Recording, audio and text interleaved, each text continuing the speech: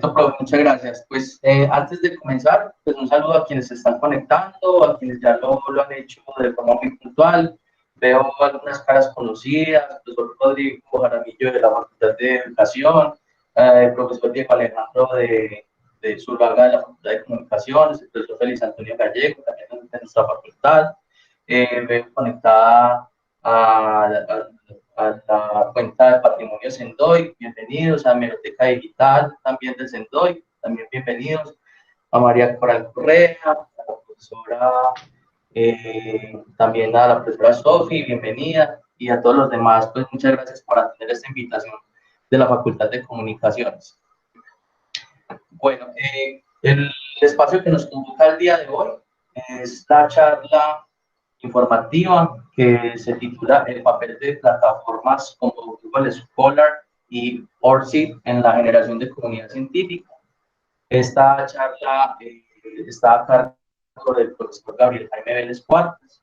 Él es jefe del Centro de Investigaciones de la Facultad de Ciencias Sociales y Humanas de la Universidad de Antioquia.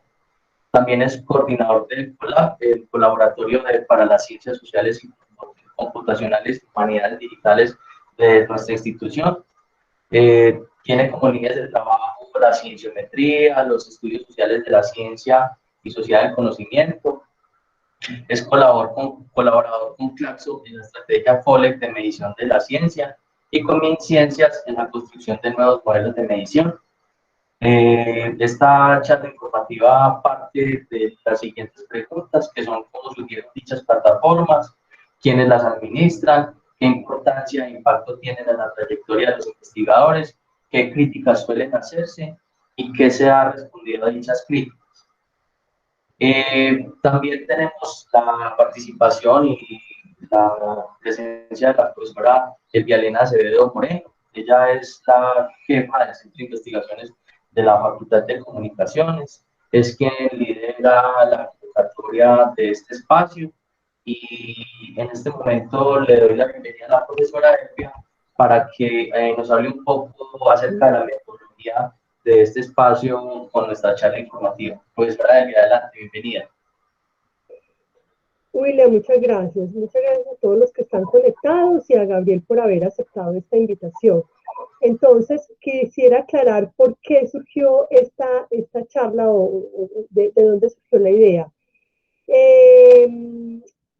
Bueno, esperen que alguien me está pidiendo, sí, que la admita, aquí es una persona, perdón. Si ustedes, no sé si se dieron cuenta el año pasado en la convocatoria de jóvenes investigadores de la Universidad de Antioquia, se les pidió a los profesores que iban a pedir plazas para esa convocatoria crear su perfil en ORCID. Muchos ya lo tenían, algunos otros no, entonces hubo que crearlo con rapidez. Luego, recientemente, el CODI abrió la convocatoria Estrategia de Sostenibilidad para grupos de investigación.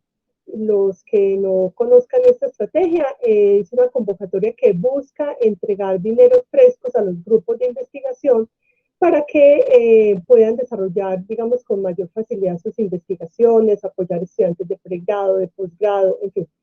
Entonces, para esa convocatoria que recientemente se abrió, que estamos en ella justamente, se ha pedido dos nuevos requisitos que antes no estaban. Primero, que los grupos que sean aprobados, los resultados salen por allá en noviembre o diciembre, no recuerdo ahora la fecha exacta, los grupos que sean aprobados tendrán que tener creado su perfil en Google Scholar antes de firmar el acta de inicio, y también cada uno de los integrantes de esos grupos van a tener que tener creado su número, su perfil en ORCID. Entonces, eso va a implicar para varios,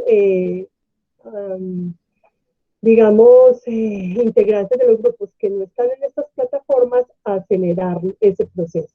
Entonces, bueno, en el comité de investigación del área de ciencias sociales, humanidades y artes, escuchamos algunas críticas provenientes de una o dos unidades académicas de parte de los profesores, quienes no están, algunos no están de acuerdo con que la universidad, digamos, se una a estas plataformas.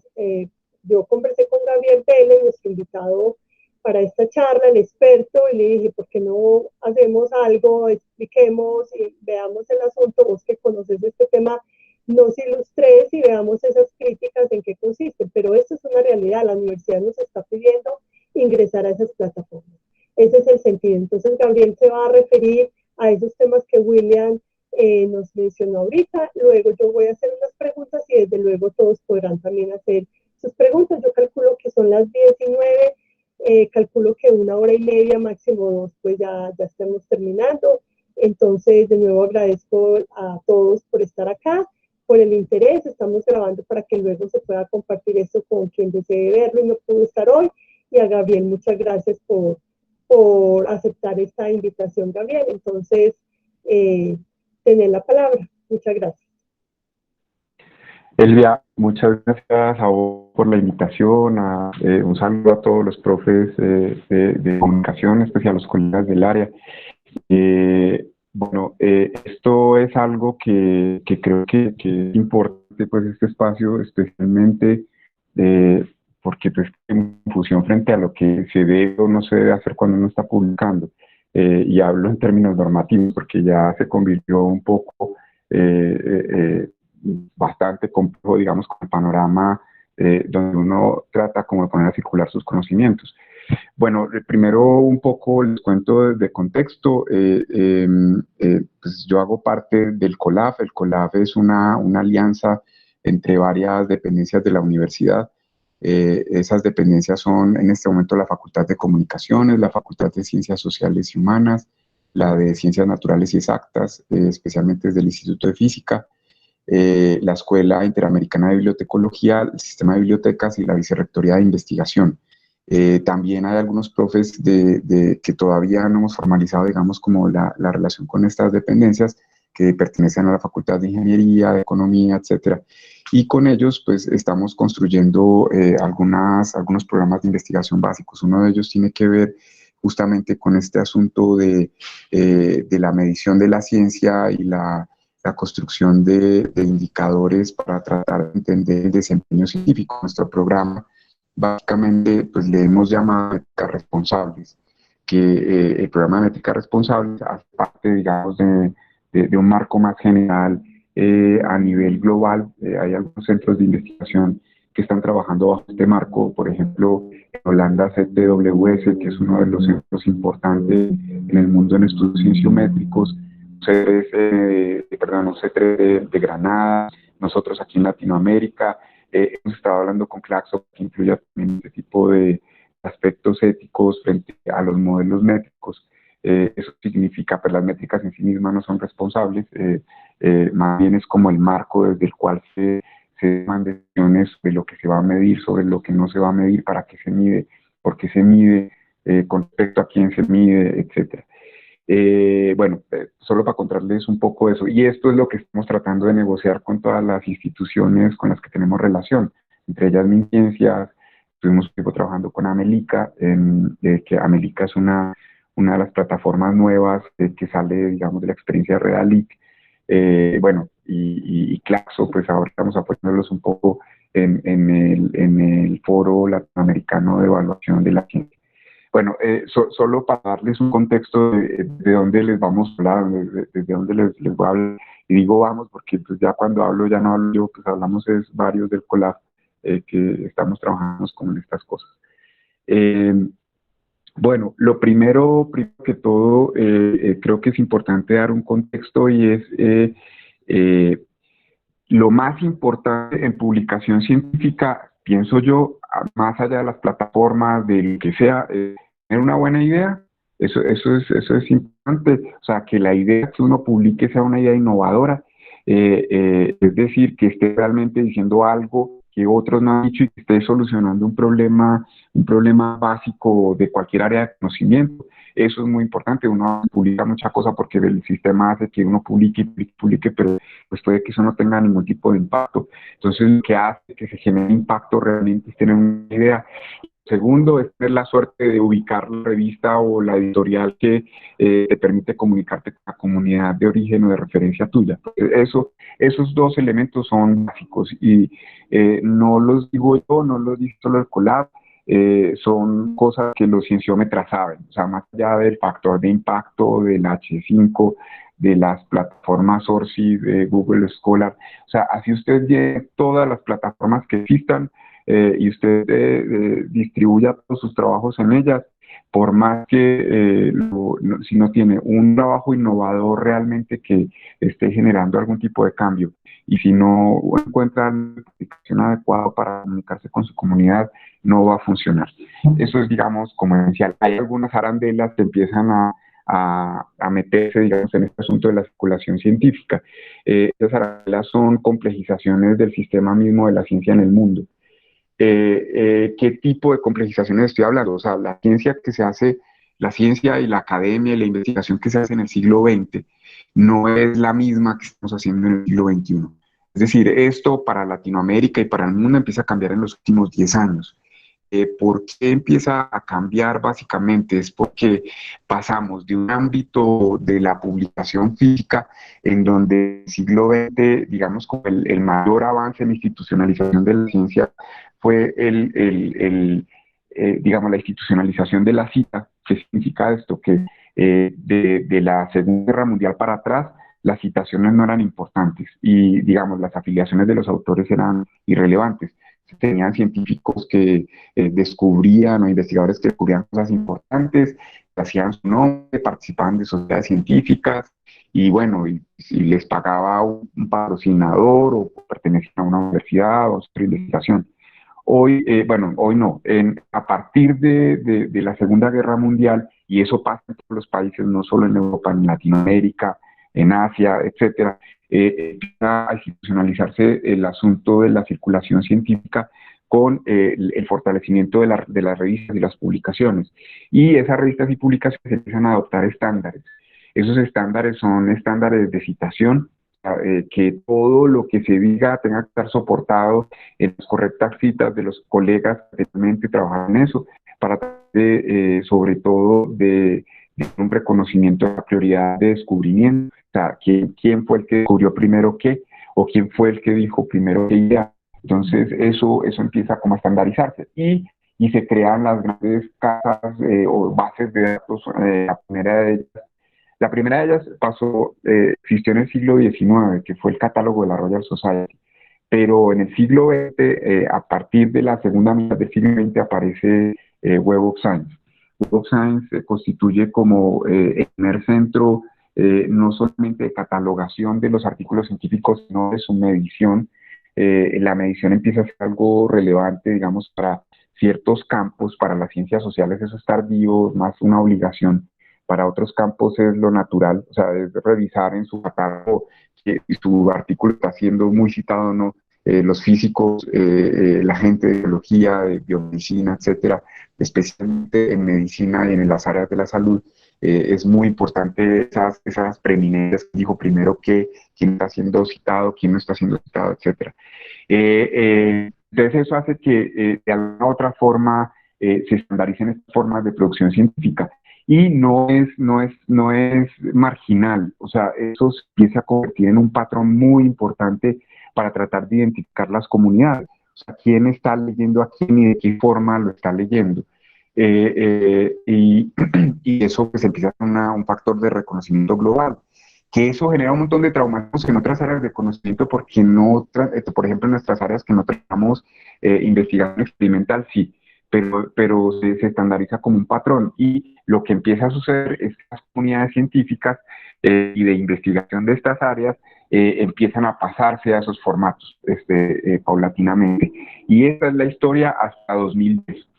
De 2010 en adelante empiezan a pasar cosas muy importantes. Esas cosas importantes son básicamente la generalización de los medios electrónicos, la creación de medios de comunicación de comunidades sociales y especialmente de comunidades académicas. Entonces ya no basta con citar, y ya no basta con el reconocimiento de comunidades a través de esos estándares de publicación, sino la aparición de otras formas de generación de comunidad. Esas formas de generación de comunidad son las plataformas sociales.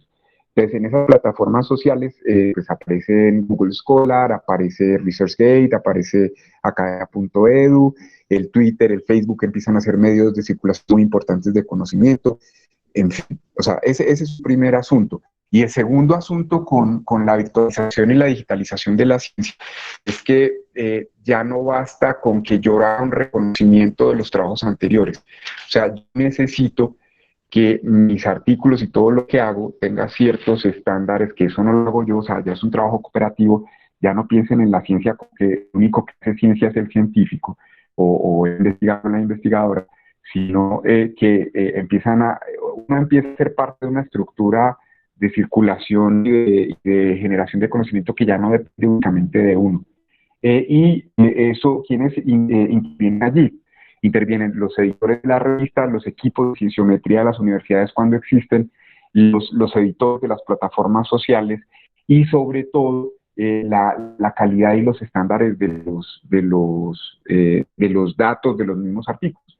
Es decir, usted puede producir un conocimiento muy relevante, pues muy importante. Usted está haciendo una investigación que puede ser de frontera en su región, está descubriendo elementos arqueológicos, no sé dónde, que nadie haya excavado, puede estar produciendo conocimiento con una comunidad del bajo atrato, tratando de entender la situación de violencia que en ninguna otra parte del mundo la habían hecho. Pero si usted, cuando termina su investigación, lo único que hace es escribir un texto, lo pone en un PDF y lo pone en un repositorio que no tiene ningún dato que pueda comunicar con otros repositorios en el mundo, su trabajo prácticamente murió. Lo que en el siglo XX se había pensado como publish or perish, que es un lema, digamos, de los cienciómetras, publicar o perecer, que nos tienen todos estos embrollos de tratar de conseguir puntos, de ver a dónde lo publicamos, no publicamos, se complejiza. O sea, ya además de perecer o publicar, ya hay un problema adicional, y es que si usted no pone sus documentos en los medios adecuados, los estándares de información que deben de tener esos documentos, no va a ser visible, nadie de sus colegas lo va a leer, y no porque le hagan el FO porque no tiene los estándares, sino porque pues, no lo van a poder ubicar en ningún lado. O sea, básicamente es eso. Ahí es donde empiezan a entrar sistemas que son bastante complejos en el mundo, en donde plataformas que son abiertas, iniciativas que son de construcción de bienes públicos empiezan a aparecer. ¿Y qué significa eso? Su información como investigador o investigadora y su formación, digamos, personal, como institucional, se convierten en bienes, y lo digo literalmente bienes, que empiezan a ser luchados por distintas estrategias a nivel mundial. A ver, ¿a qué voy? Están las casas comerciales editoriales y están las iniciativas que son, digamos, sin ánimo de lucro y tratando, digamos, como de preservar que los datos sigan siendo bienes públicos. Entonces, esa información de ustedes, que son el nombre suyo, su afiliación institucional, su trayectoria como investigador, etcétera, empiezan a ser bienes que algunos los venden, que les piden permiso, ustedes no se dan cuenta, pero hacen un tulo, ciertas firmas en ciertos documentos, ustedes autorizan que su información pueda ser vendida, o cuando publican en ciertas revistas, sus datos empiezan a ser de interés público, del dominio público. Y esos datos del dominio público pues permiten que su información de alguna u otra forma la pueda recuperar quien sea que la quiera recuperar en el mundo. Aquí yo ya abandono la discusión de público-privado, o sea, aquí ya estoy lejos de eso, o sea, no les voy a proponer una discusión de si estos datos son privados de ustedes o son públicos. Yo parto del principio y todos los datos son públicos, pues públicos en el sentido en que ya la información de uno no es de uno. Búsquense, googleense y van a darse cuenta que su información es de ustedes. O sea, su información está dispersa en todas las bases de datos, desde el éxito que les pide sus datos hasta la base de datos Web of Science, y publicaron ahí alguna vez en alguna revista. Entonces no estoy poniendo en discusión si nuestros datos son públicos o privados. Ya estoy dando por hecho que si ustedes están trabajando en una institución y alguna vez han firmado alguna cosa, han comprado algo, lo que sea, pues sus datos ya son públicos. No tenemos vida privada en ese sentido. y ya, bueno, no metería otra discusión si nos metemos con la vida privada y las emociones y ese tipo de cosas, pero eso ya es otro rollo. Pero en este caso de la ciencia, los datos ya es imposible hablar de datos dados o muy complicado decirlo en esta forma. Pues ya me metería a discusiones legales con ustedes y bueno, en fin, ya podríamos debatirlo y mirarlo más adelante, pero es un principio del que parto.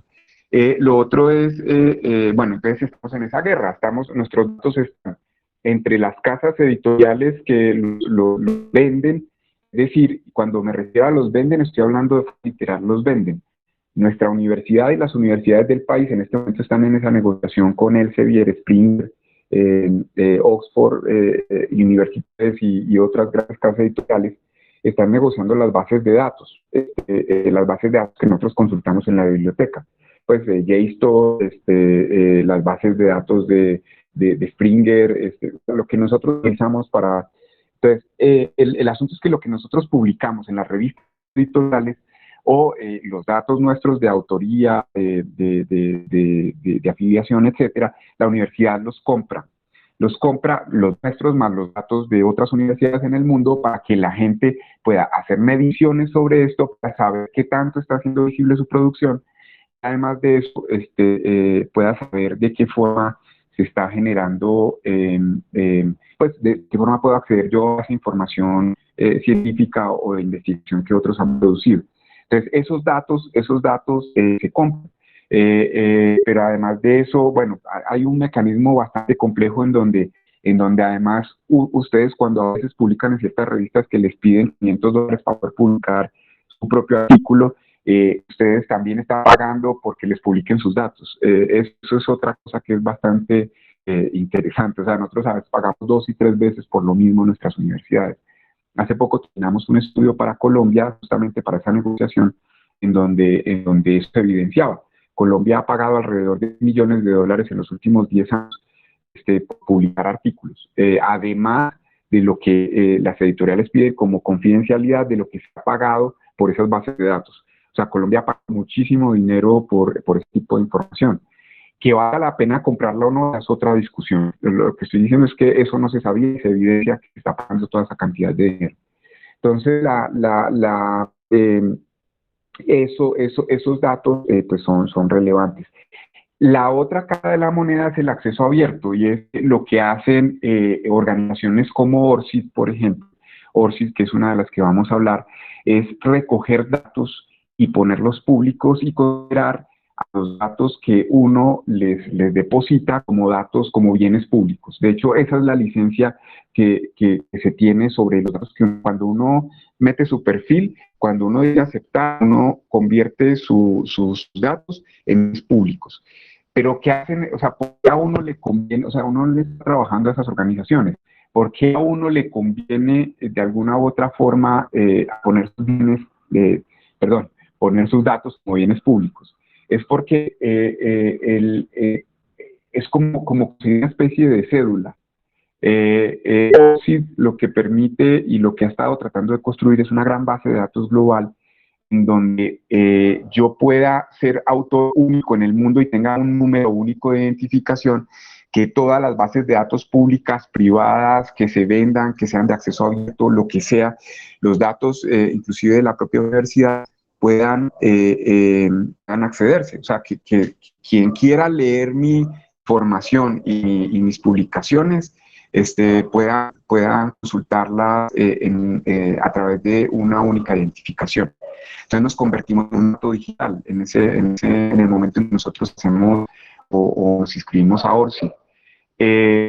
Google Scholar es una especie de combinación de lo público y lo privado. ¿En qué sentido? Google pues, es una de las megacompañías en el mundo, o sea, es una empresa. Pero Google Scholar para Google es como una especie de sitio de experimentación. Google Scholar no se vende, pues Google Scholar no se transacciona, no se comercializa. Google Scholar no vende sus datos, están en abierto. Pues no sabemos hasta cuándo.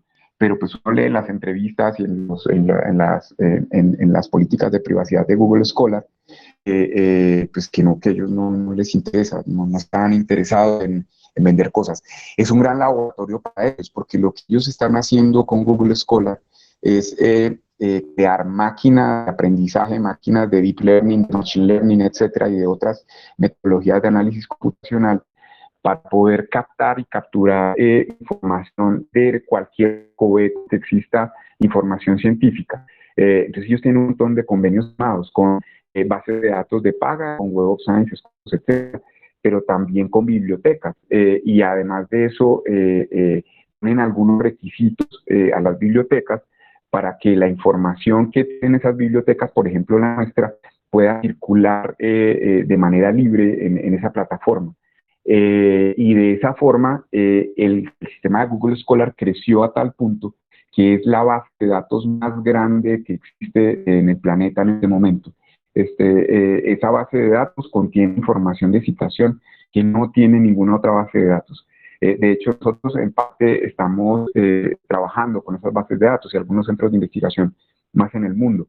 ¿Qué es lo que se está haciendo con eso? Tratando de rastrear toda esa información de nuestros artículos científicos colombianos de la Universidad de Antioquia, etcétera, para poder crear índices citacionales que van más allá de la información de estas bases de datos europeas y chinas. De Web of Science es China, Clarivate es chino ya, y Scopus, que es una base de datos holandesa de Elsevier.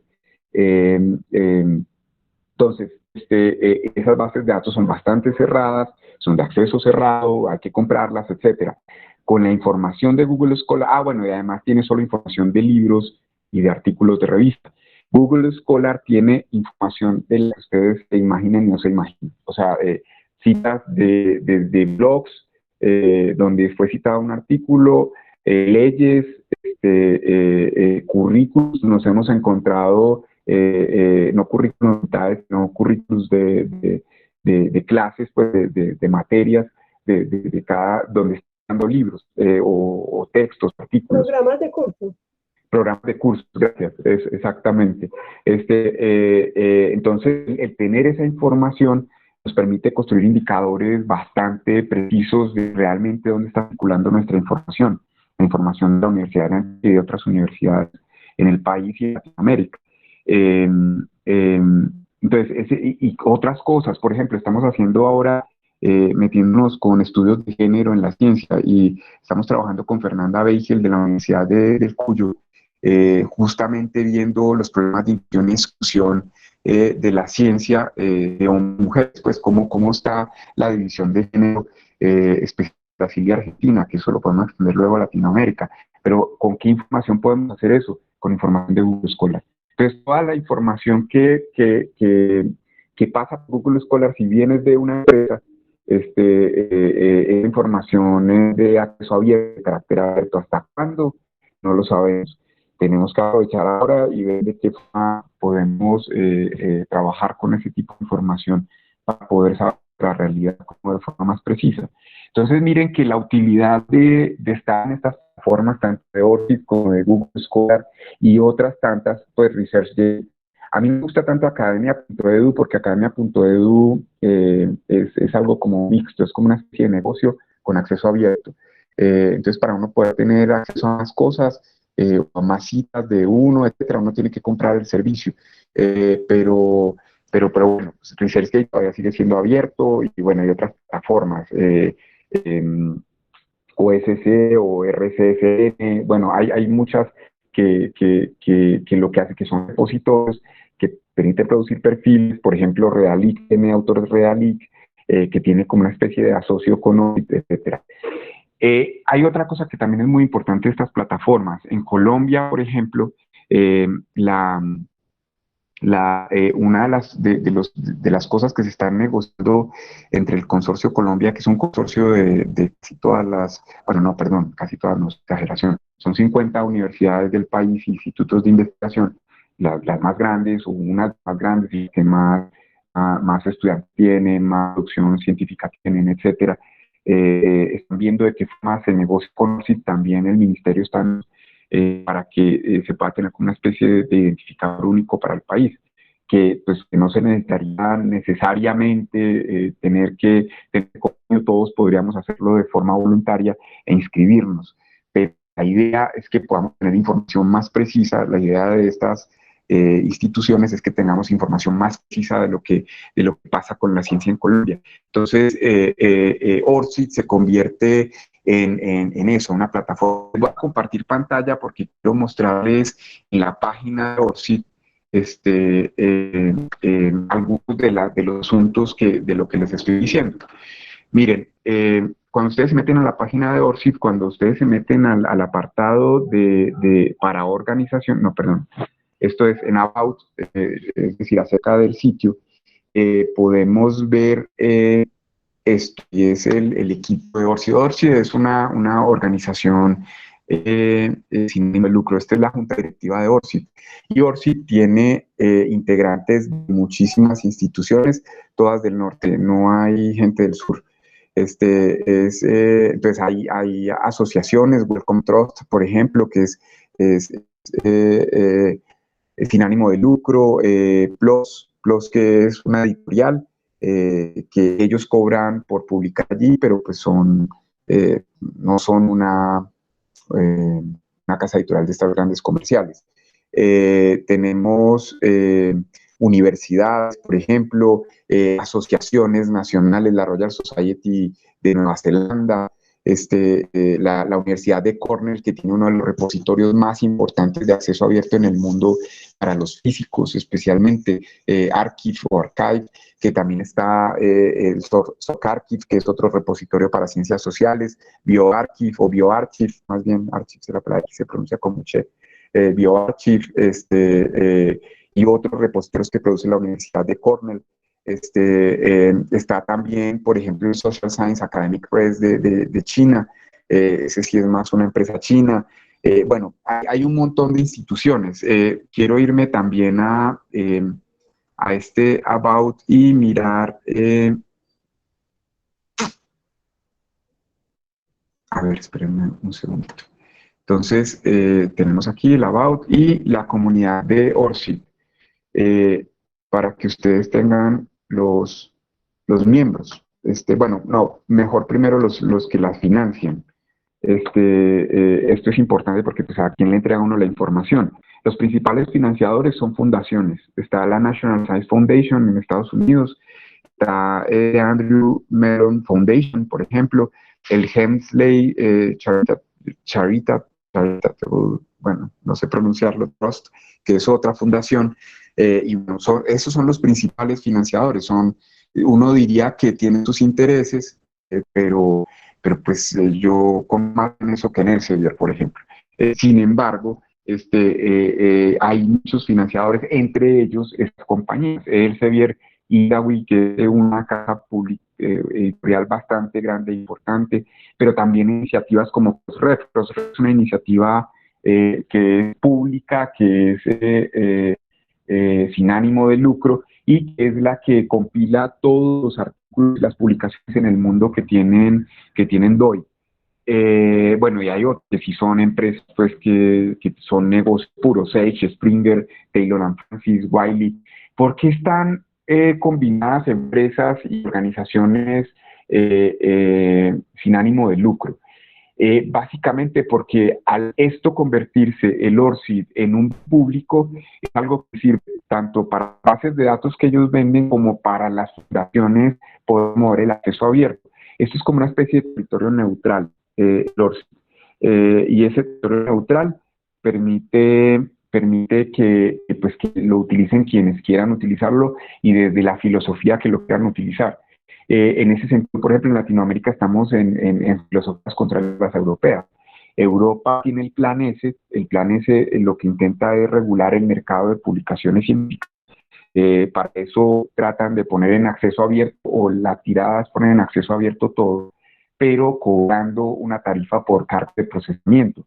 Y como eso es un eufemismo, pues una tarifa de $2,000 o $3,000 para un latinoamericano pagar y publicar allí, no es cargo de procesamiento, eso es un cobro bastante alto. Se tienen, digamos, estos sistemas. Entonces, eso es lo que pasa en Europa, en contraste con lo que pasa en Latinoamérica. En Latinoamérica tenemos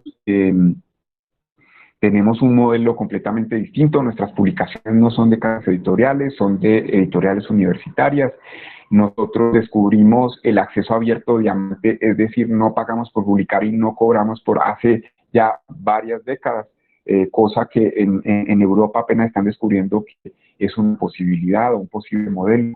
Sin embargo, tenemos una desventaja, y es que estas casas editoriales tienen todos los mecanismos para poner a distribuir bien sus artículos. Si uno publica y es garantizado que lo ponen en todas las bases de datos del mundo, etcétera. En Latinoamérica no tenemos, pues nuestras revistas a duras penas y con caras hacen sus publicaciones, pues porque tienen pocos fondos. Si a eso le metemos que los ministerios cada vez más lo que valoran es que las revistas estén en los ministerios y los consejos nacionales de científicos de los distintos países, que sus revistas estén en Web of Science y en Scopus, eso quiere decir que pues tenemos que venderlas de alguna forma. Pero sin embargo el modelo sigue resistiendo y resistiendo de una forma importante, porque en el estudio este que hicimos de acceso abierto en Colombia nos dimos cuenta que las publicaciones de acceso abierto en el mundo, las casas editoriales solo tienen el 25%, las grandes casas de publicaciones en el acceso abierto, el resto o parte importante lo tenemos en Latinoamérica, nuestras propias editoriales. Entonces seguimos publicando acá, seguimos prefiriendo acá, pero bueno, ORCID es un campo neutral. Y Google Scholar es un campo semineutral, porque sigue siendo de una empresa, pero sigue haciendo acceso abierto. Pone en abierto todas las referencias de todas las bases de datos, sean cerradas o abiertas, y podemos consultarlas. Entonces, estos mecanismos, es importante considerar esto porque pues, estos mecanismos son los que nos permiten una mayor visibilidad de una forma u otra. ¿Qué es lo que hace uno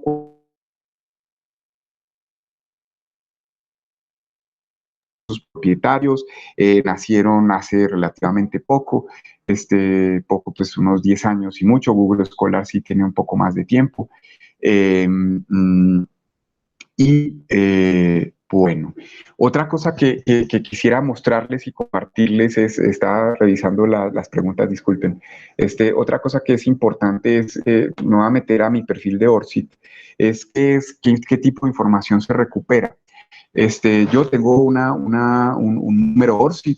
Este es mi número ORCID y es como mi cédula científica, es la que tengo que poner en todos los artículos que publico cuando me lo piden, pero es la que recupera no solo eso, es la que recuperan los motores de búsqueda en el mundo para tratar de ver si son artículos míos o no. Google Scholar recupera los artículos de nosotros, pues nuestros propios artículos, de forma automática, y el ORCID ayuda bastante a eso. Entonces, el ORCID pues tiene, yo pongo que mis sitios sociales son estos. Yo tengo ResearchGate, Google Scholar, y tengo un perfil de Mendeley, y ese no lo utilizo casi, lo utilizo más los de Google Scholar y ResearchGate. Y además de eso, pues me hace como un pequeño currículum. Pongo allí dónde he estado, qué cosas he evaluado, lo pone de forma automática, por ejemplo. Aquí solo he recuperado una evaluación, la de Scientometrics, pero es porque tiene sistemas bastante estandarizados Scientometrics y permite que se recupere esa información. Y a una parte de mi producción no la recupera toda. Yo podría poner más, aquí 14 artículos, pero pues en Google Scholar hay una mayor recuperación. ORCID básicamente para lo que sirve es para recuperar mi información de forma única. O sea, yo soy el 0000000323.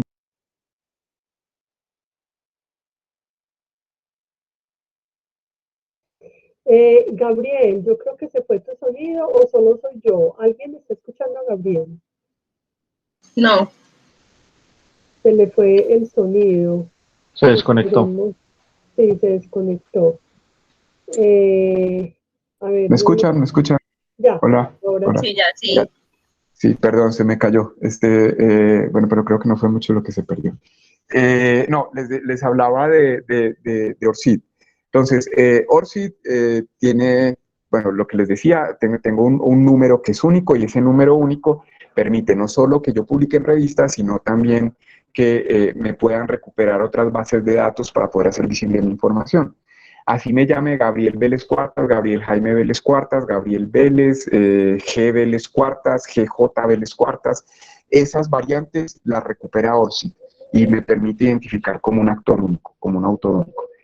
En Google Scholar yo tengo otras ventajas. Pues Google Scholar recupera mi información escrita, pues producida de forma automática. Yo tengo que depurar, porque a veces hay Gabriel Vélez Cuartas que no son, por ejemplo, a mí me confunden mucho con el decano de artes, porque nos llamamos Gabriel Vélez los dos. Inclusive pues nos llegan correos mutuos y a veces nos los rebotamos, pero es eso pasa acá. Pues de hecho creo que aquí he tenido artículos de él y creo que él ha tenido artículos míos en su perfil. Entonces uno lo que tiene que hacer es depurar, pues si este es mío, este no es mío. Pero esto permite varias cosas y cosas que a mi modo de ver son interesantes. Primero, recuperar y tener toda mi información en un portal. ¿Eso qué hace? Que yo pueda en cualquier currículum que yo presente, en cualquier ponencia que yo haga, etcétera, poder poner a disposición del público lo que yo hago. Pues miren, esto soy yo, por lo menos científicamente hablando o investigativamente hablando, y revísenme, escúlquenme y vean qué tengo yo ahí para que puedan criticar o no. O sea, dependiendo pues del espacio de discusión. Es como transparencia con la información de uno, pues es un poco eso. Lo otro que tiene el perfil de Google Scholar es que yo puedo poner mis campos de conocimiento y estos campos de conocimiento me llevan necesariamente pues, a todos los colegas que son importantes y que publican mucho en Social Network Analysis, por ejemplo. Entonces, ¿cuáles son los más citados? Y estar pendiente, digamos, como de su información. Yo puedo inscribirme y suscribirme a sus perfiles para que me llegue información de cuándo publican ellos. Yo creo que yo no llegaré nunca a Andrew McCallum con todas esas citas que tiene, no sé, me parece muy difícil llegar a eso, pero podré por lo menos tener contacto con él, hacer algún tipo de seguirlo, estar detrás de toda la gente que está trabajando en el tema. O igual, pues, si trabajo Social Studies of Science, tendré, digamos, como los perfiles de las personas que están publicando y que están siendo muy citadas en esto. ¿Qué nos dicen las citas? Básicamente es que, pues, que mi trabajo le está siendo importante a otras personas para que vayan construyendo su propio trabajo. Entonces, tener muchas citas o pocas citas o etcétera, pues en realidad no es el número, en realidad es quiénes son con los que estoy, quiénes me están viendo y utilizando mi información. Por ejemplo, este artículo que es el más citado, que bueno, que es lo mío, que es con una colega de Bogotá y otro de Holanda, quiénes son los que están interesados en eso. Le doy clic y me permite ver quiénes han utilizado mi información. Probablemente, si esté construyendo algún artículo que tenga que ver con ese tema, sería bueno mirar quiénes han escrito sobre esto, quiénes me han citado y probablemente estén trabajando en lo mismo mío. Entonces, eso es otra ventaja que da el perfil de Google Scholar. Además de esto, bueno, pues ya estos son factores de medición, el H, esto sirve para simplemente para que me inviten o no en Colombia, para que me inviten o no a editar en alguna revista por las exigencias de Publindex, pero también pues pues no sé para qué más, porque es que si uno se compara, hay gente que tiene muchísimas más citas que yo y tiene el mismo índice H, eso depende de varios factores que, pues bueno, no es una charla sobre los índices.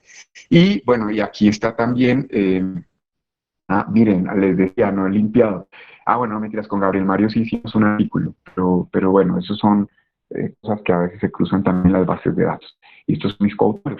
Entonces, y esos coautores, pues también poder seguirlos a ellos y ver en qué han seguido. Así tengo coautores de varios lados con los que he trabajado. Eso ya para cerrar, porque creo que me extendí mucho, una disculpa, ¿para qué sirve esto a la universidad? O sea, ¿por qué la universidad está pidiendo o generando algún tipo de incentivos para que los investigadores y las investigadoras tengan su perfil de Google Scholar o de OSCE? Justamente por todas las razones anteriores. Pues si los investigadores tienen su perfil de OSCE, muy probablemente los indicadores de la universidad mejoren. ¿Y mejoren en qué sentido? Se puede recuperar más información para hacer medición de lo que está produciendo la universidad.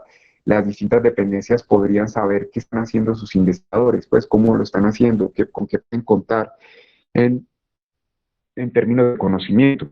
hacer mapas de su producción científica. Sirve para que ustedes puedan ser recuperados más fácilmente por otros colegas en el mundo, que puedan identificar fácilmente su producción. Sirve para que tengan visibilidad, y la visibilidad no en sí misma, yo siempre pienso que la visibilidad y el prestigio son herramientas, pues herramientas que son muy importantes dentro de la ciencia.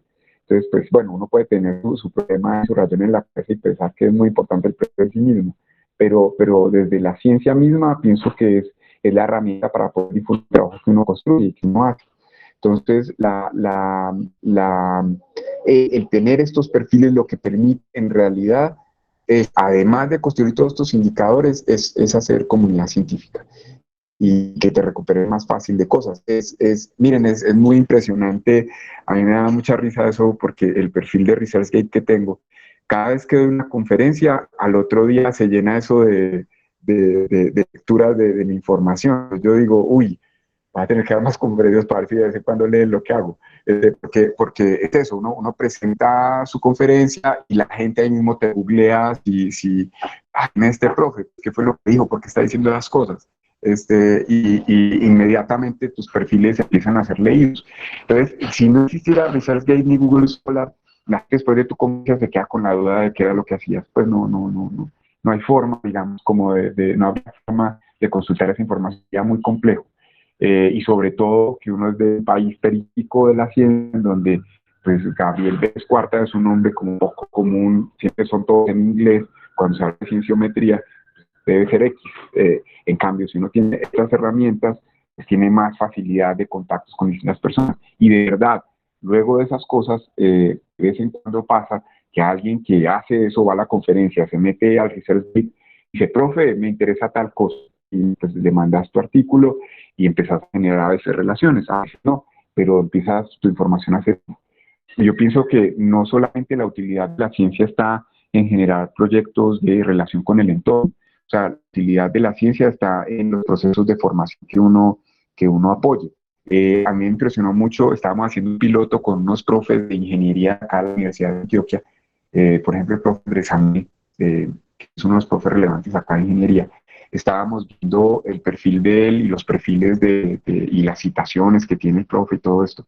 Pero el profe puso en revistas importantes, pero a mí lo que me llamó bastante la atención fue que en las citas nosotros encontramos tesis de Filipinas, de la India, de China, que estaban utilizando su información para poderse graduar, para hacer sus tesis de maestría y doctorado. Interesantísimo. O sea, yo no sé, este profe Amel una vez soñó con que iba a estar formando gente en Filipinas, pero lo está haciendo.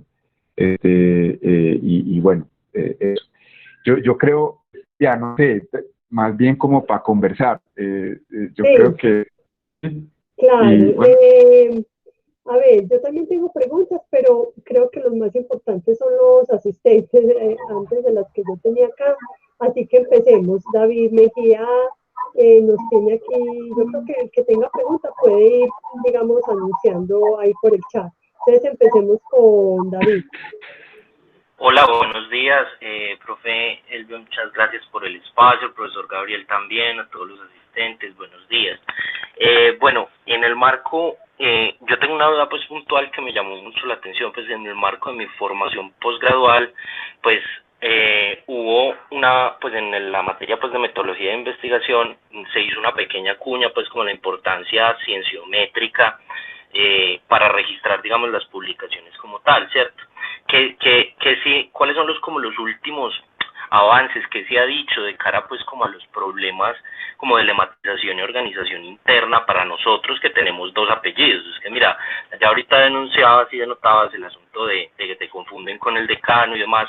Entonces hablaba, por ejemplo, una profesora pues de la Universidad de Salamanca propiamente, que fue la que nos impartió pues como el curso, de la importancia de unificar con guión o sin guión, o pues como todo esto de esta forma, porque pues todos estos sistemas de información se basan en el hecho de que, por ejemplo, en el mundo anglosajón existe un apellido y pues todo se mueve con ese apellido, la necesidad de guión pues no es tal.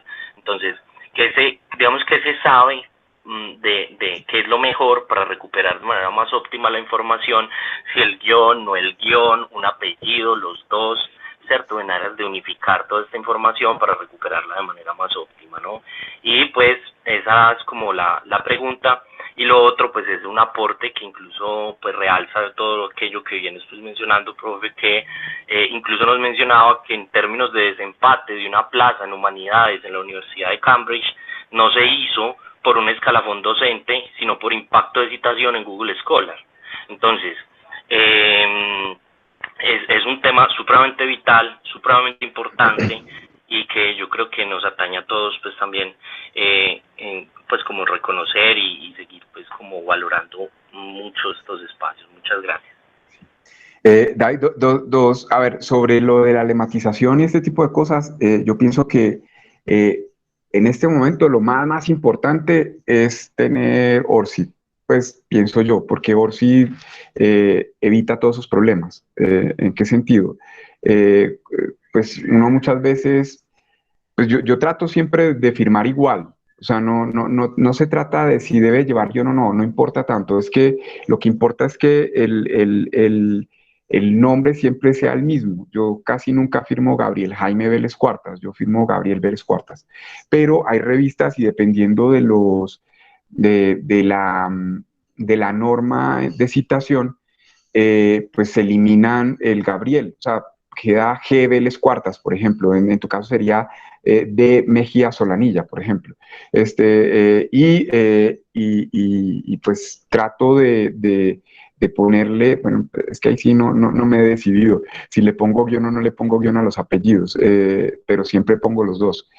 Trato de ponerlos con guión cuando es una publicación en inglés. En español, pues como que no soy consciente de eso y lo pongo de una, pero lo que lo soluciona es el ORCID. O sea, el ORCID es si está mi número de identificador en el artículo y lo pongo en mi firma, queda estandarizable con otras formas de llamarme diferente. Y el que yo esté actualizando mis perfiles de Google Scholar y de ORCID y de ResearchGate hace que las máquinas de búsqueda digamos, con los mismos nombres pueda recuperar mucho más fácil la información.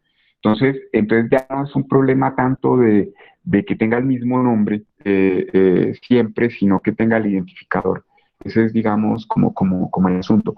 Y lo otro, que eso es muy importante para la universidad, es que se siga la firma propuesta por el CODI. El CODI tiene una propuesta de cuál debe ser la firma institucional y eso permite que haya mejor recuperación de información.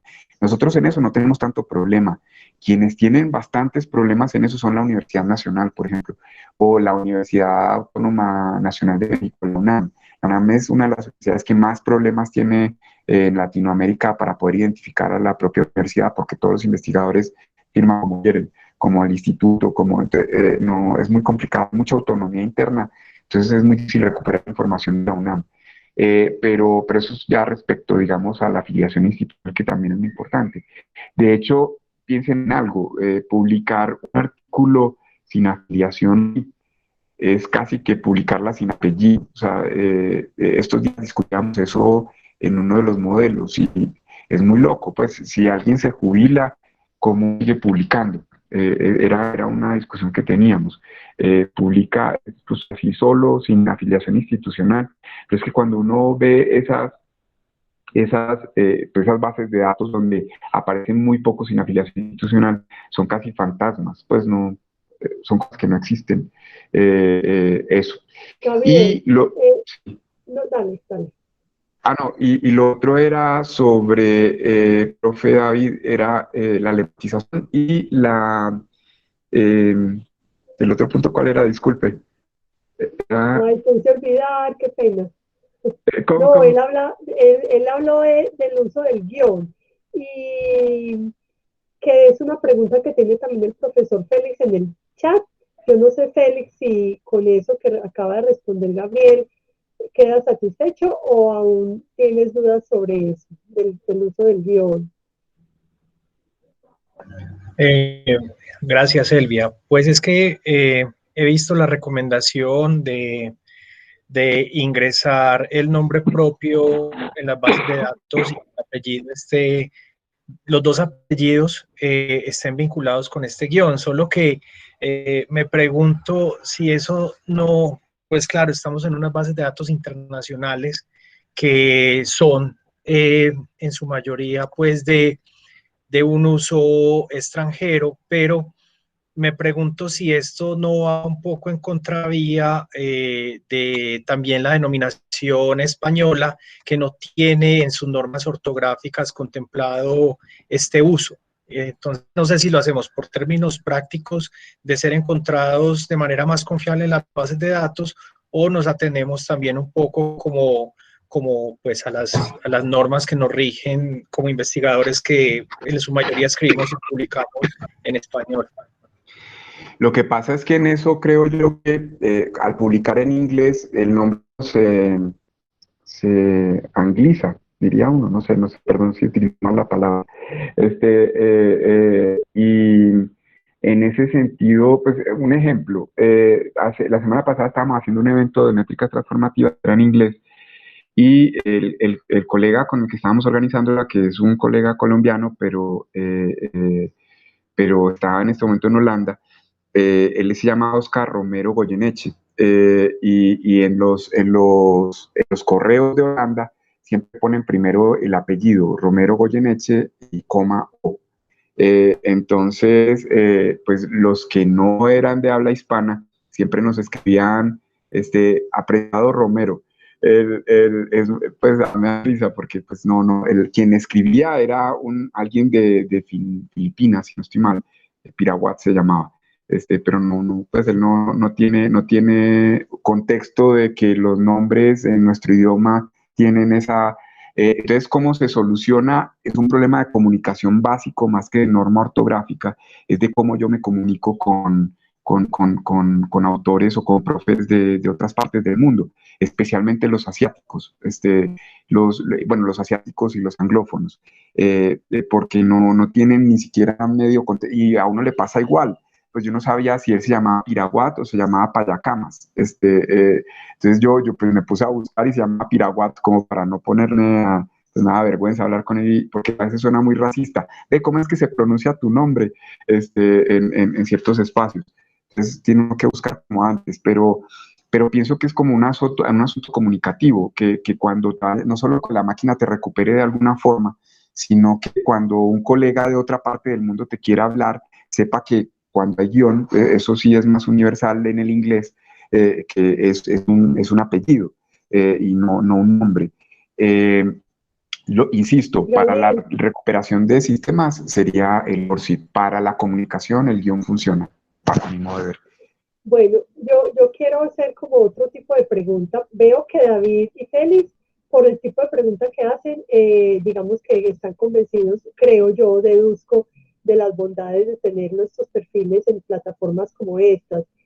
Pero quería hacer la pregunta o sea, no hay salvación. La universidad nos ha recomendado, nos ha pedido en estas últimas convocatorias que abramos esos perfiles, y es lo que hay que hacer. Digamos, no hay manera de que existan otras plataformas. Ya, digamos, nos supera y tenemos que estar allí necesariamente si queremos que conozcan nuestros trabajos y a petición de la universidad. ¿Es así?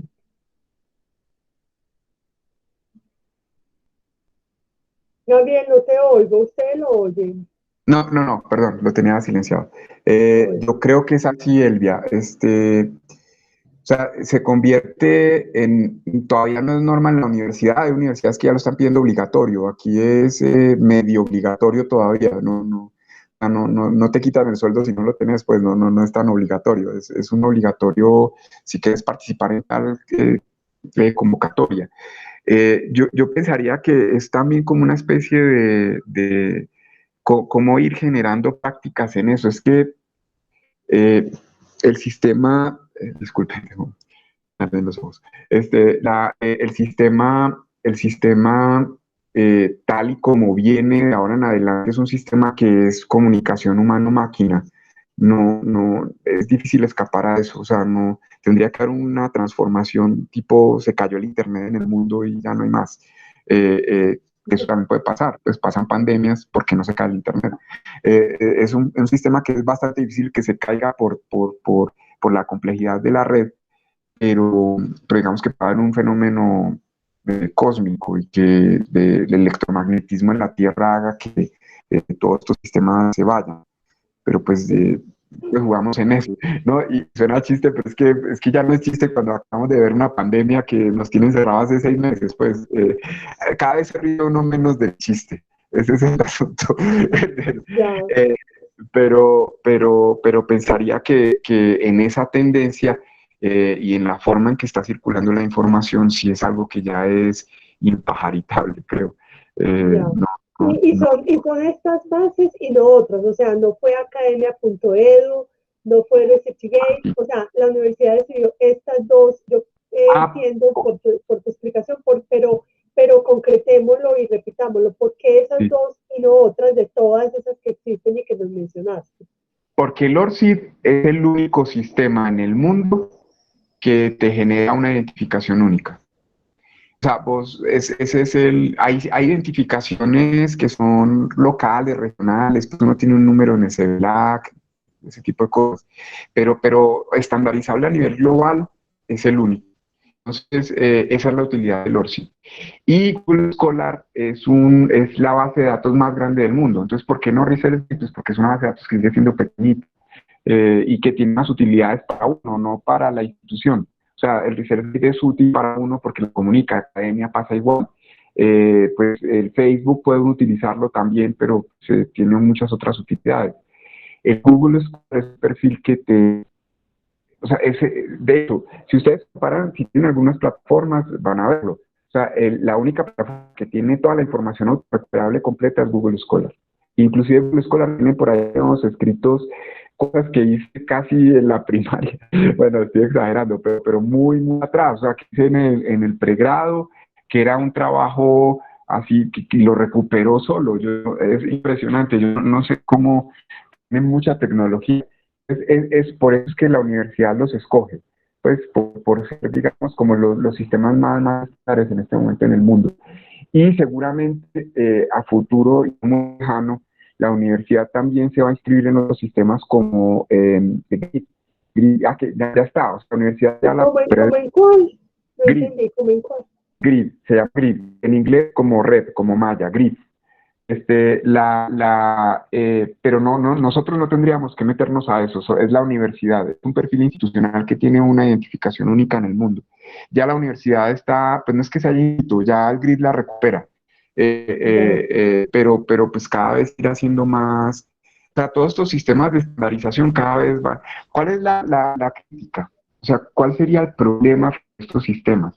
Es que nosotros no tengamos la opción en Latinoamérica de hacer recuperación de esa información propia y poderla almacenar en nuestros propios servidores por si hay algún problema, y vamos a exagerar, una guerra con Holanda y nos corten en el servidor, una guerra con China y no tengamos ya acceso a Web of Science, un corte en el sistema económico mundial y diga que ya no se van a vender más bases de datos, o que ORCID la compre alguien por cualquier cosa que ocurra, que eso es bastante difícil porque es una zona neutral, eso es una zona neutral, ¿no? Puede suceder, y que corte todo. O sea, lo que hay que empezar a considerar en América Latina es tecnología propia, y la tecnología propia es bastante libre. O sea, nosotros tenemos sistemas como Redalic, como Cielo, como la referencia, pero son sistemas que dependen del esfuerzo en búsqueda de recursos de cada gobierno o de cada institución que la sostiene. Y se vive de la caridad prácticamente. O sea, Redalic está casi en la quiebra, y Redalic se sostiene por obra y gracia del Espíritu Santo. Cielo, porque ha logrado alianzas más importantes, pero a costa de vender ciertos datos, por ejemplo, a Web of Science. Pues eso les garantiza como continuidad, pero con un montón de críticas en Latinoamérica. La referencia es un muy buen sistema, pero también tiene dificultades económicas.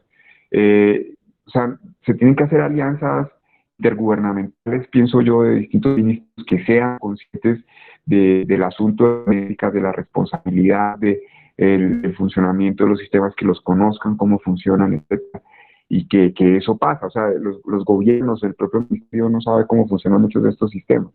Y no solo en Colombia, con ICET, con NACID, con ICIT, o sea, todos los ICIT de Latinoamérica, Panamá, en Perú, o sea, tienen problemas para entender cómo funcionan estos sistemas.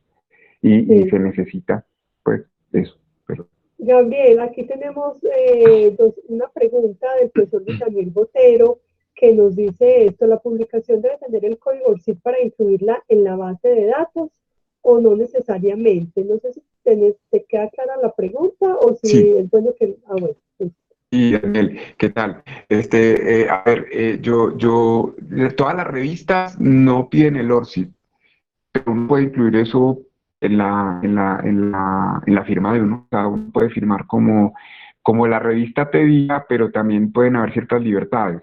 Si se puede, yo recomendaría siempre que lo pusieran. Pero pues cada vez las revistas empiezan a pedirlo. Por ejemplo, todas las colombianas empiezan a pedirlo por Pulindex. Pues como una especie de requisito para esto. Y las internacionales igual, no todas, pero empiezan a aparecer. Si no se los piden, yo recomendaría que lo pusieran. Si se lo piden por obligatorio, pues ya es algo que se tiene que hacer. No sé, Luis Daniel, si te quedó claro o si querés agregar algo. Sí, no, muy claro, profe. Lo que pasa es que, sí, por ejemplo, la revista de la Pontificia Bolivariana, la revista Comunicación, estuvo pidiendo un tiempo incluir el ORCID. Incluso yo lo abrí precisamente porque ellos lo pidieron en ese momento. Pero entonces ya tocaría mirar como con detalle, incluso mientras estabas haciendo la charla, tuve que hacer el recordatorio de la contraseña porque no me acordaba ni siquiera con qué correo yo había abierto el ORCID. Y bueno, yo lo recuperé y tengo que catarrear un poco la plataforma para saber cómo empezar a subir la información como se suben las otras plataformas. Ya. Sí, no, pues ese es, Daniel, gusto verte nuevamente. Y bueno, no, sí, es algo que se convierte como una cosa muy engorrosa, burocrática, adicional, lo sé, pero es que los sistemas cada vez nos piden más, o sea, se complejizan mucho y bueno, uno ya podría entrar en las posiciones más críticas, y es la forma en que pues, nos están matando estos sistemas. Y me refiero pues como al montón de requisitos y de cosas.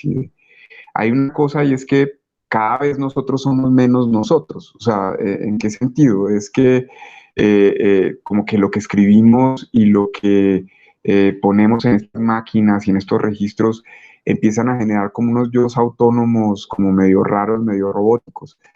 Porque pues esos sistemas empiezan a capturar nuestra propia información, a hacer nuestras nubes de conocimiento.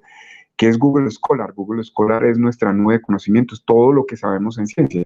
Si nosotros tenemos nuestro perfil ahí, es lo que hemos comunicado de lo que sabemos. ¿Qué es lo que hará eso? Juliet acaba de escribir algo que Juliet inclusive sabe mucho más que yo de estos rollos de las firmas, y agradezco que Juliet esté aquí, que de pronto puede complementar un poco más lo del ORCID, si tiene posibilidad de conversar. Pero antes de Juliet, el profesor Félix tiene otras dos preguntas, Gabriel, como para ir en el orden. Félix. Sí, disculpa, sí, bien. Sí, qué pena, pues como haber pedido la palabra una segunda vez. Son dos preguntas. La primera, Gabriel, y es, pues yo en realidad hace muy poco, y casi por una casualidad, abrí el perfil de Google Academic y Google Scholar, perdón, y no me reconoció, digamos, algunas publicaciones que tenía, digamos, en una publicación internacional. Entonces, las ingresé manualmente, pero él mismo decía que es posible que para esas publicaciones que se ingresaron manualmente no se reconozca la citación, pues, o esos indicadores que tú mostrabas de citación que es posible que no los vaya a tomar. No sé pues si eso finalmente sea relevante o no, o hay que esperar más bien que el mismo Google arrastre la información antes de ingresarla manualmente. Esa era la primera pregunta. Félix, yo creo que, perdón, sí, ahí está. Yo creo que, bueno, habría que ver específicamente qué publicación fue. Puede ser que, pues, no necesariamente por ser internacional cumple todos los estándares. Yo he publicado en revistas de Latinoamérica en donde pues, no cumplen con todos los estándares. Entonces, eso significa menos circulación de esa publicación. Pero, o puede ser que al vos meter eso empiece a reconocerlo. Pues habría que ver la publicación en específico, porque eso depende como de cada caso, pero muy seguramente con el tiempo va a reconocerlo. Inclusive te va a duplicar el registro cuando lo identifique automáticamente, cuando la revista tenga otros estándares distintos o cuando Google Scholar haga un rastreo, un web scraping diferente, pues sí pueda como localizarlo. ¿Qué va a pasar en ese momento? Pues que cuando vos metiste el registro este manual y la máquina identifique el automático, pues va a preguntarte si son lo mismo y te los va a juntar.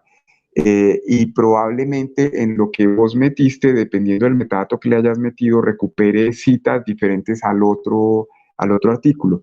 ¿Qué pasa con Google Scholar? Google Scholar recupera artículos y los identifica en su fuente como objetos únicos. Entonces yo puedo tener un artículo en mi repositorio de la universidad o puedo tener un artículo en la revista y tener los dos. Google Scholar va a recuperar los dos y los va a reconocer como objetos distintos y va a recuperar las citas de uno y de otro. ¿Qué hace uno en los análisis? Trata de juntar esas cosas o de recuperar el que más citas tenga. Pues, pero así funciona. Pues es más bien un sistema en ese sentido, sí. Y No sé si... gracias, Gabriel. Y la segunda pregunta es, pues no tengo academia, pero he visto en algunos colegas que comparten los artículos publicados, suben los PDFs para que sean de acceso gratuito, pero la pregunta que siempre me he hecho ahí es, hay algunas publicaciones, por ejemplo, la publicación internacional que te decía, era unos capítulos en un libro de una editorial alemana. Y esa editorial pone la condición que esos capítulos no son, digamos, de libre acceso, porque la editorial sigue conservando ciertos derechos de publicación sobre ellos. ¿Qué problema legal puede haber, digamos, de yo, al ser el autor de esos textos, subirlos, por ejemplo, a academia para que alguien los consulte y que eso tenga algunas implicaciones legales? No sé si sabes algo al respecto. Podrían demandar a academia por eso.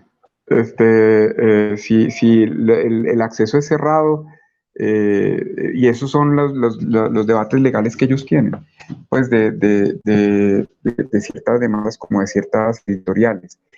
Sin embargo, lo que yo hago, por ejemplo, es en ResearchGate, yo no tengo academia sino Research, es poner el registro, lo pongo encerrado y lo comparto peer-to-peer, pues, o sea, si el colega me pide o la colega me pide el artículo, se lo envío.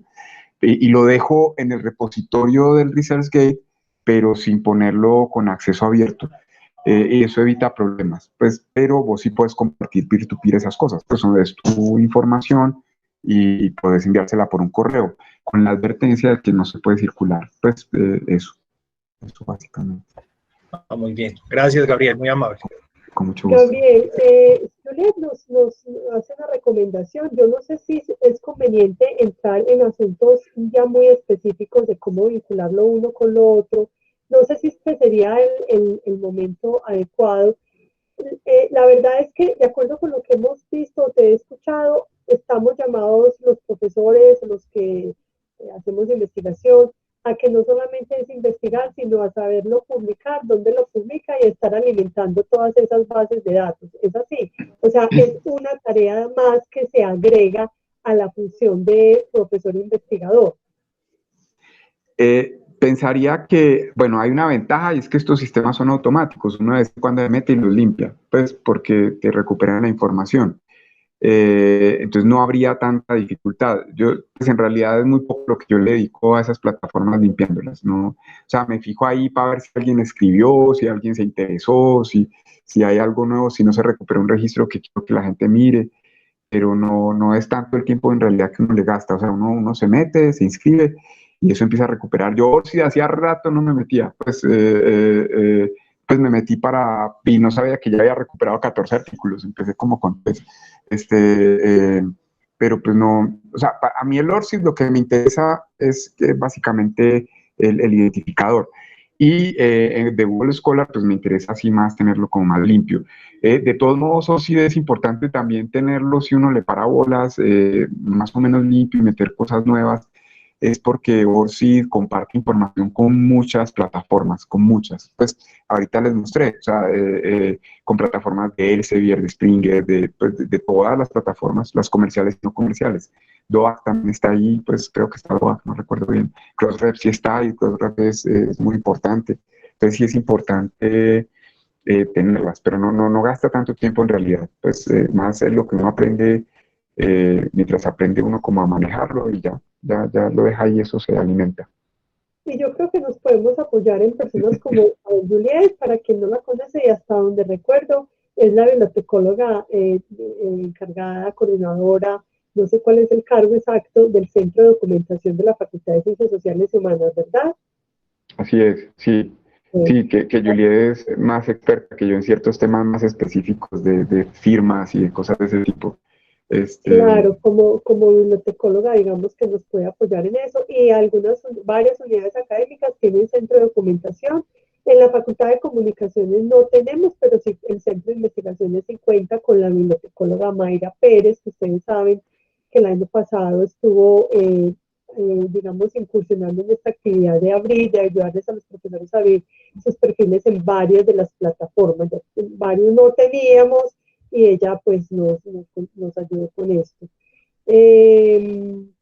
Gabriel, te contaba yo que yo estuve mirando qué críticas se hacen a estas plataformas, y hay algunas de tipo técnico, vos me decías de tipo técnico que no convienen tanto, no interesan tanto acá el funcionamiento, de que, por ejemplo, Google recupera citas que realmente no son importantes o que no son verdaderas, en fin, pero no encontré o no supe buscar documentos, textos, artículos que se hicieran críticas y que plantearan soluciones a este asunto. Bueno, lo busqué en el buscador de Google, entonces no sé si hay ahí un sesgo. No hay críticas frente a esto. Vuelvo al tema de ahorita, o sea, realmente las cosas están bien. Nosotros estamos dándoles nuestros datos a estas organizaciones, o si ves que no tiene ánimo de lucro, pero Google es una empresa privada, está bien. Sí. Pues a ver, el debate esencial, más que particularizado frente a una de estas plataformas, es un debate general. Debate general frente a lo abierto y lo cerrado, y frente al acceso a la información. Y ese es un lado del debate. El otro lado del debate es los instrumentos métricos y la recuperación de información. Pues, o la recuperación, más que la recuperación, es la suficiencia de la información para hacer esas métricas. En Latinoamérica, por ejemplo, pues de 26.000 revistas que hubo registrado esta plataforma de Latindex, pues se estaban haciendo métricas casi prácticamente sobre unas 1.500 o 2.000 de esas publicaciones, pues no más de esas. O sea, el resto queda sin medir porque no es fácil de recuperar. Entonces ahí es donde viene el problema del acceso a datos. Estas plataformas, a mi forma, especialmente ORCID, no hay los más críticos, por ejemplo, Eduardo Aguado, que es el más crítico del sistema de circulación científica en Latinoamérica, y los más conservadores, Elsevier, Springer, todos están de acuerdo con que ORCID es. O sea, no hay un debate frente a la inutilidad de ORCID o los intereses particulares de ORCID, no. O sea, creo que hay un acuerdo por lo que les decía hace un rato, es una zona neutral. Sin embargo, frente a lo de Google Scholar, frente a otras plataformas, claro que hay un montón de debates.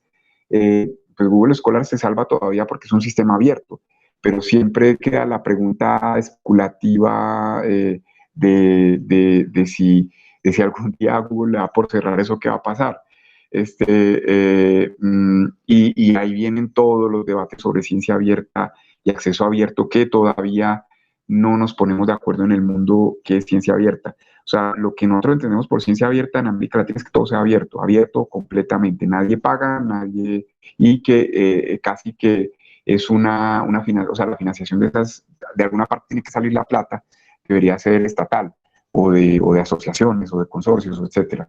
Pero no lo deberían de pagar ni los científicos, ni los que leen a los científicos. O sea, ese es como un acuerdo en Latinoamérica, más o menos. Pero en Europa la ciencia abierta es otra cosa. Se paga por publicar porque alguien tiene que pagar por eso, pero pues todo el mundo puede acceder a la información. Eso es una diferencia. Entonces, en estas plataformas que nosotros tenemos aquí en concreto, no logran todavía, o sea, más bien, propone una ciencia abierta completa, donde en una paga una empresa, en la otra pagan fundaciones, que son modelos muy diferentes, pero en efectos sigue siendo abierto todo. No hay, digamos, como diferencia. Las preocupaciones son como los escenarios de futuro. Y para mí, en lo particular, y mi postura frente a eso, es que Latinoamérica tiene que construir sus propios sistemas y que tiene que apuntarle a eso, y que quienes toman decisiones tienen que saberlo también. Y que nosotros debemos procurar desarrollar sistemas. Colab es una intención, tiene su intención eso, pues es cómo hacer para eso. Pero pues hay algunos otros que están pensando lo mismo. Claxo lo piensa así. Tengo algunas diferencias con Claxo en algunas cosas muy puntuales. En muchas comparto mayoría de los asuntos. Pero, por ejemplo, Claxo en sus procesos editoriales no tiene procesos de evaluación por pares muy rigurosos. Para mí eso debería ser algo muy importante. Pero bueno, son perspectivas. Claxo es indiscutible toda lo que está haciendo por el acceso abierto en América Latina. Pues, sus políticas son consultores de la UNESCO, en temas de acceso abierto en el mundo, pues digo, no.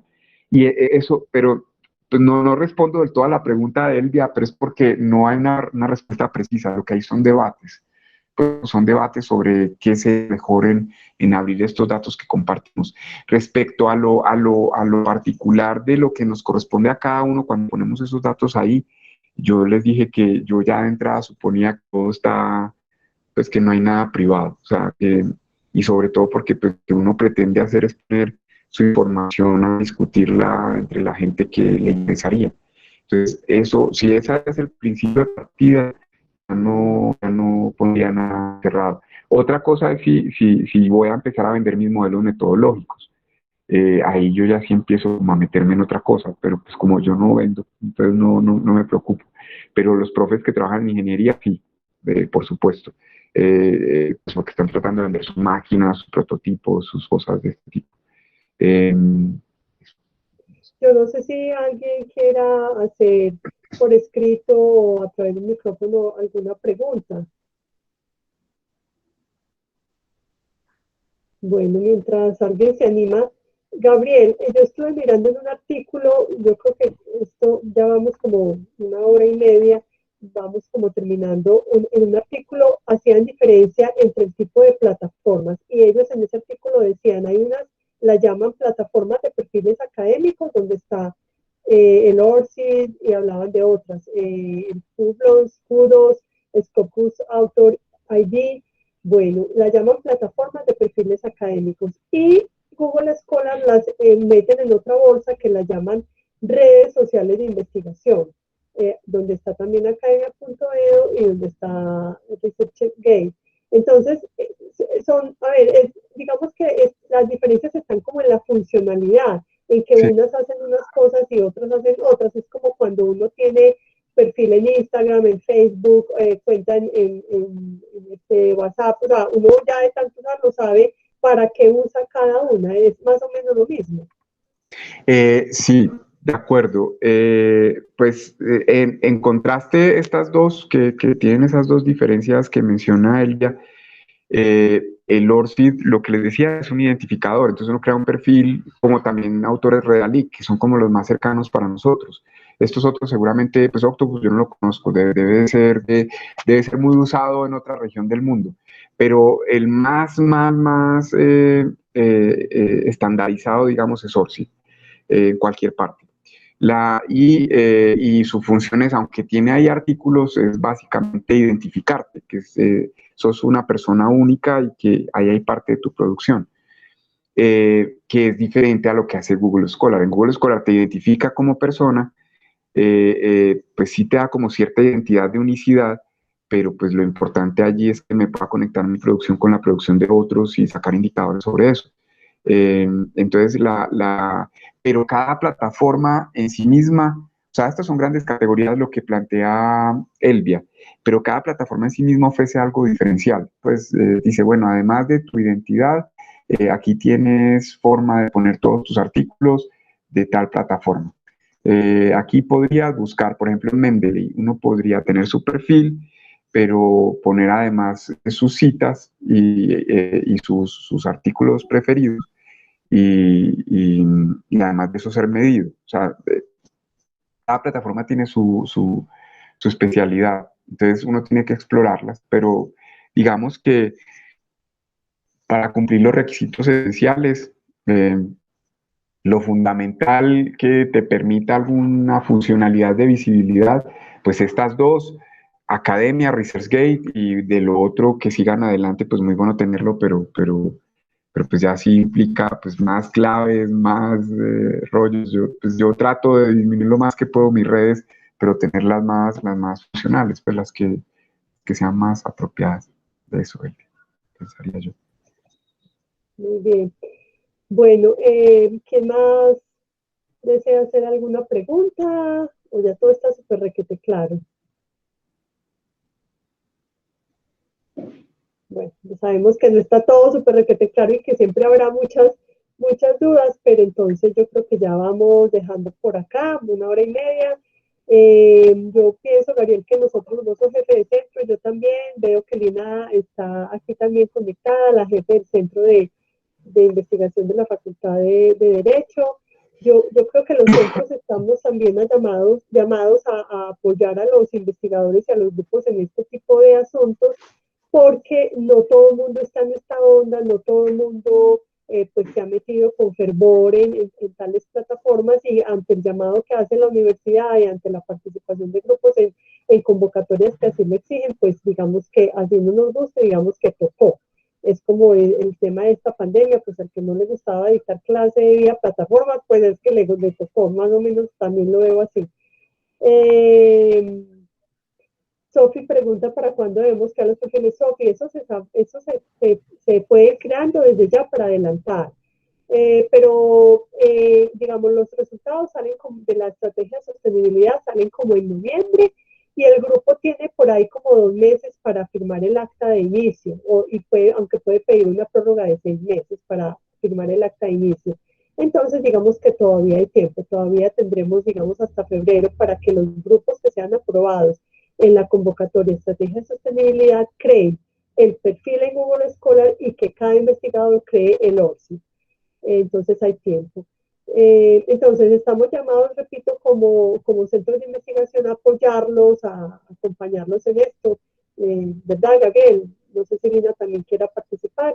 Y bueno, y a explorar qué ventajas nos va a traer el estar allí. Por supuesto. No, muchas gracias, Elvia, por la invitación. Espero que sea algo que ilustre y sea de utilidad. Hay cosas que son muy cansonas de estos sistemas, pero pues se vuelven en algo no solo como requisitos, sino también en algo importante para conversar con otros colegas. Y bueno, pues gracias, muy a la orden también, o sea, como Elvia, nos tocan en los centros de investigación estar muy atentos a ustedes y pues con todo el gusto y todo el aprecio, pues lo que se necesite, allí estaremos. Sí, por aquí hay una pregunta de Clara Inés García: ¿dónde podemos acceder a esta charla? Pues Clara, yo creo que si escribes a Gabriel o a mí, mi correo para más facilidad es elvia.acevedo, no digo el correo de la jefatura porque más largo, elvia.acevedo@odea, ahí me escribes y yo te mando el link a la grabación. Elvia, Bueno, si quieres, sí. te ofrezco algo y es, nosotros tenemos un canal en el centro. Si tú me pasas la grabación, podemos subirla al canal de YouTube y pasarles el enlace cuando lo tengamos ahí montado. Si te parece, podría ser. Me parece muy bueno y creo que también podríamos entonces en el sitio de nosotros hacerlo con el comunicador William. Está bien, pero en todo caso, si alguna cosa, ya saben mi correo, elvia.acevedo. A ver, agradezco mucho a los que estuvieron, a Gabriel por ayudarnos con este entendimiento y este contexto que nos ha dado hoy. Y quedamos entonces pendientes de otras dudas, otras solicitudes de apoyo que ustedes tengan como colegas investigadores. Muchas gracias a todos. Gracias, Bueno, Gabriel. chao.